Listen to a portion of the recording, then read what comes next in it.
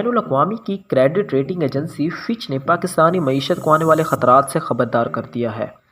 Fitch agency کے مطابق پاکستانی روپے کی قدر میں مسلسل کمی کے وسیع معاشی اثرات ہوں گے۔ فوری طور پر اس سے درآمدی مہنگائی بڑھے گی۔ مہنگائی روکنے کے لیے اسٹیٹ بینک شرح سود میں اضافہ کر دے گا۔ مہنگائی میں اضافے سے یوٹیلیٹی اسٹور پر دودھ، گھی، مصالحوں سمیت دالیں، چاول، آٹا، چینی غرض ہر چیز بے حد مہنگی ہو جائے گی، جو کہ فی الحال بھی ہو چکی ہے۔ یوٹیلیٹی اسٹور پر سبسڈی دی جاتی تھی تاکہ غریب آدمی وہاں سے جا کر چیزیں خرید لے اور اپنے گھر کا گزارا چلائے، مگر اب وہاں بھی بہت مہنگائی کر دی گئی ہے۔ ہر چیز غریب کی پہنچ سے کوسوں دور ہے۔